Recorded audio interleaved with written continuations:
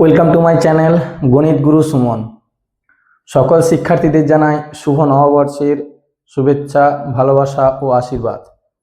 আজ আমি তোমাদের দশম শ্রেণীর অধ্যায় 12 গোলক সম্পর্কে ধারণা দিচ্ছি। তো তোমরা অবশ্যই দেখো এবং ভিডিওটা যদি ভালো লেগে থাকে অবশ্যই চ্যানেলটিকে সাবস্ক্রাইব করে লাইক শেয়ার অবশ্যই কিন্তু করতে ভুলবে না। দেখো আমরা গোলক বলতে কি বুঝছি না, এই যে একটা ধরো এটা ব্যস্ত, এই অর্ধবৃত্তাকার যে চাকতিটা রয়েছে, এই অর্ধবৃত্তাকার চাকতির এই ব্যাসকে যদি অক্ষ করে যদি চাকতিটিকে একবার ঘুরিয়ে দেওয়া হয়, কি হয়? বলের মতো দেখতে একটি ঘনবস্তু তৈরি হয়। বলের মতো দেখতে কি হয়? একটি ঘনবস্তু তৈরি হয়। সেই বলের মতো ঘনবস্তুটাকেই বলছি আমরা কি? গোলক। এবার দেখো গোলকের আমরা তল কটি বুঝবো। দেখো এই যে একটি এরম রয়েছে, কি তল? এটা বক্রতল। এটা যদি গোলক হয় এর তল কটি রয়েছে? তল হচ্ছে একটি রয়েছে, তল রয়েছে একটি। সেই তলটা আবার কি ধরনের? সেটা হচ্ছে বক্রতল।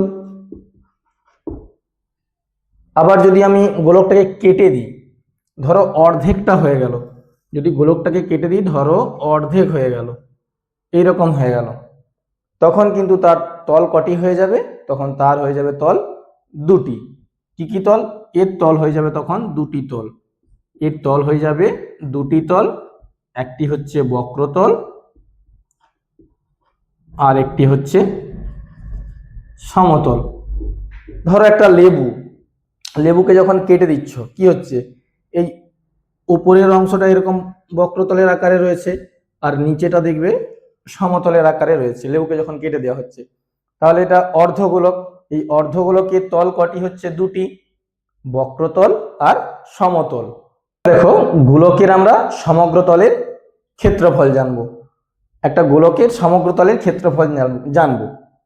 দেখো আমরা যদি গোলকটাকে দেখি এইভাবে, এই একটা দেখো এইভাবে একটা রয়েছে, আবার এইভাবেও যদি দেখা হয়,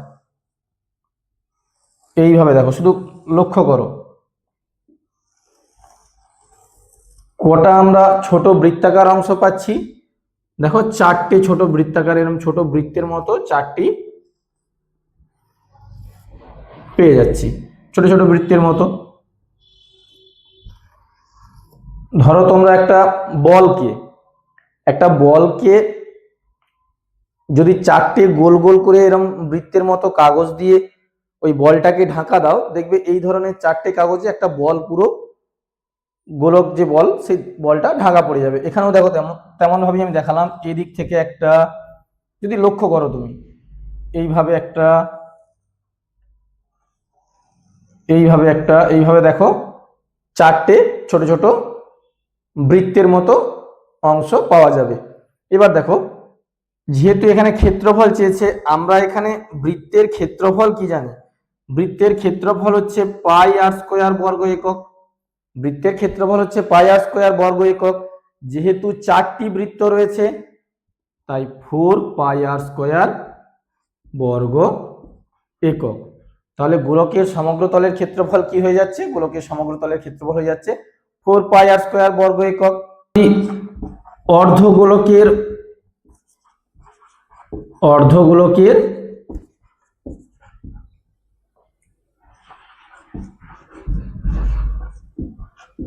সমগ্র তলের ক্ষেত্রফল, যেহেতু পূর্ণগোলকের কি ছিল? 4 পাই আর স্কয়ার বর্গ একক, অর্ধ বলেছে মানে অর্ধেক, মানে কি হয়ে যাচ্ছে? 2 পাই আর স্কয়ার বর্গ একক। এবার যদি ধরো নিরেট অর্ধগোলকের সমগ্র তলের ক্ষেত্রফল বের করতে বলে, নিরেট অর্ধগোলকের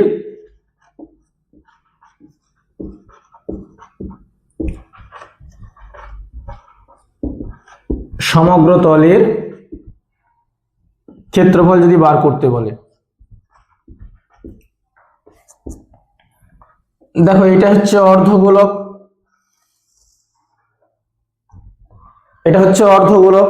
এবার নিরেট অর্ধগোলক মানে কি, ধরো একটা লোহার গোল বল, ওই লোহার গোল বলটাকে তোমরা যদি অর্ধেকটা কেটে দাও, দেখবে অর্ধেকটা কেটে দিলে কেমন দেখায়, এইভাবে দেখায়, ভেতরটা পুরোটাতেই লোহার দিয়ে ভর্তি। এবার দেখো এই যে অর্ধেকটা, এই অর্ধ বৃত্ত, এটার ক্ষেত্রফল, সমগ্র তলের ক্ষেত্রফলটা কি ছিল, 2πr²।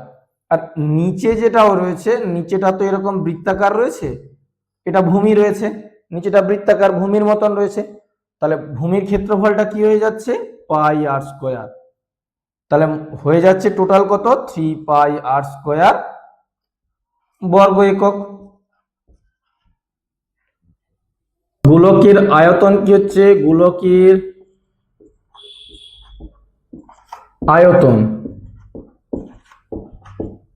সমান কি হয়ে যাচ্ছে, 4/3πr³ ঘন একক।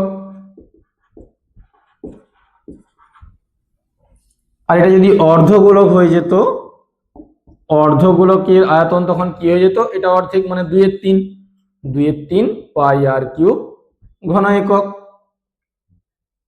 এটা যেমন বলেছে কি, কোনো ফাঁপা গোলকের বহিঃব্যাসার্ধের দৈর্ঘ্য ক্যাপিটাল আর একক এবং অন্তর ব্যাসার্ধের দৈর্ঘ্য হচ্ছে স্মল আর একক হলে ওই ফাঁপা গোলকে কি পরিমাণ পদার্থ আছে সেটা আমরা বের করব।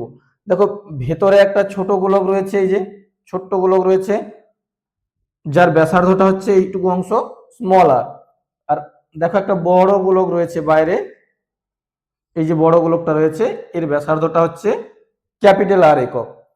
এইবার দেখো কি পরিমাণ পদার্থ আছে মানেই বলছে কি আমার আয়তন বের করতে হবে। আমরা তাহলে ছোট গোলকের আয়তনটা কি পাবো, ছোট গোলকটার আয়তন পাবো, ছোট গোলকের আয়তন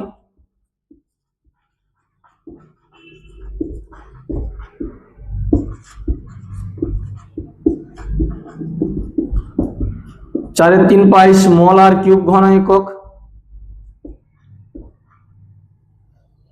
আর বড় গোলকের আয়তন